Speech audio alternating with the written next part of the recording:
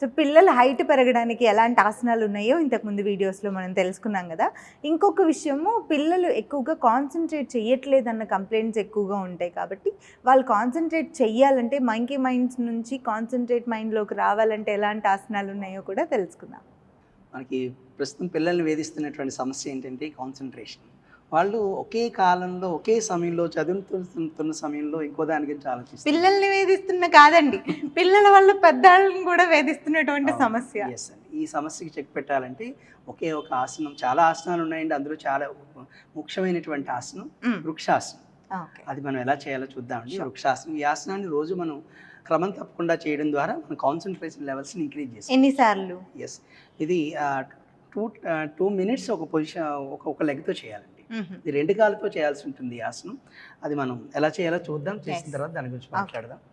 Yes, ముందుగా 2 కాళ్ళను దగ్గరగా ఉంచి చేతులు 2 ఈ విధంగా తొడలకి ఇరువైపులా ఉంచాలండి. కుడి కాలుని మడిచి హీల్ని ఈ విధంగా పెరీనియం కాంచాలి, పెరీనియం దగ్గర పెట్టాలండి. ఎస్, కుడి పాదాన్ని ఎడమ తొడ లోపల భాగాన్ని కాంచాలి. ఎస్, ఇట్లా బ్యాలెన్స్ అయిన తర్వాత నెమ్మదిగా 2 చేతుల్ని షోల్డర్ లెవెల్కి తీసుకొచ్చి ఇలా 2 చేతులు అరిచేతులు పైకి చూపిస్తాం.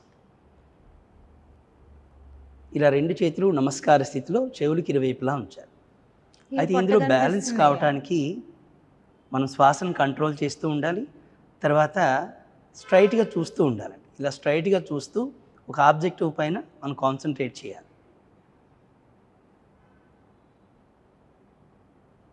ఇలా ప్రారంభంలో కొంచెం కష్టంగా ఉంటుంది. ఒక 10 సెకండ్లకి మనం ఆసనంలో పడిపోతూ ఉంటాం. సో దీన్ని అభ్యాసం చేయడం ద్వారా 2 నిమిషాలు కూడా ఉండొచ్చండి. ముందుగా మనం ఏంటంటే కళ్ళని బ్లింక్ చేయకుండా తదేకంగా చూస్తూ ఉండాలి. ఐస్ బ్లింక్ చేయకుండా తదేకంగా చూడాలి. ఎదురుగా ఉన్నటువంటి ఆబ్జెక్ట్ని తదేకంగా చూస్తూ ఉండాలి. నెమ్మదిగా మళ్ళీ 2 చేతులను దించేసి సో ఈ విధంగా మనం రిలాక్స్ చేయాలండి ఆసనం. అలా 2 వైపులా ఒక్కొక్క పోస్చర్ 2 నిమిషాల పాటు చేస్తే మనం ఆ స్థితికి వెళ్తే కాన్సన్ట్రేషన్ లెవెల్స్ మనకు ఆటోమేటిక్గా ఇంక్రీజ్ అవుతాయి. పిల్లలు కాబట్టి ముందు ఇది ఇనీషియల్గా ఇంట్రెస్ట్తో ట్రై చేసినా ఒకవేళ వాళ్ళకి కుదరకపోతే డిసప్పాయింట్ అయిపోయి మళ్ళీ దాని జోలికి వెళ్ళడానికి ఇబ్బంది పడతారు. కానీ మీరు ముందే 2 నిమిషాలని చెప్పకండి, వాళ్ళ స్టామినాని బట్టి వాళ్ళ వల్ల అయినంత వరకు ఉండమని చెప్తే స్లోగా వాళ్ళకి అలవాటు అవుతుంది. Right, thank you sir.